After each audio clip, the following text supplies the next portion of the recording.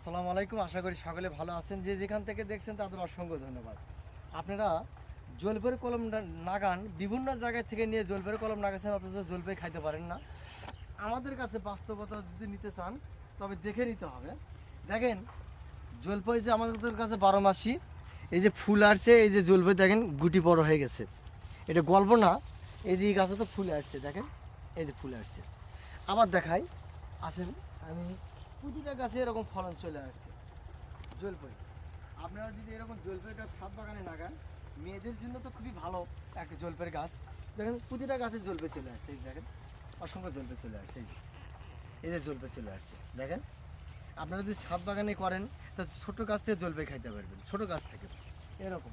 আপনারা যারা জলপাইয়ের কলম লাগানোর জন্য আগ্রহীত, ছাদ বাগানের জন্য বনসাই, একদম বনসাই, একদম কত ঝোপালো, কত সুন্দর, প্রিমিয়াম কোয়ালিটি, একদম সুন্দর। আর এই গাছগুলো ইনশাল্লাহ ভেরি ভেরি নাইস।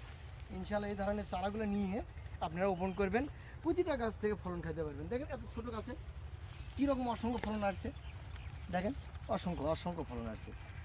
এই দেখুন ছোটো গাছে, এটা একটা প্রিমিয়াম কোয়ালিটি গাছ, সুন্দর ঝোপালো।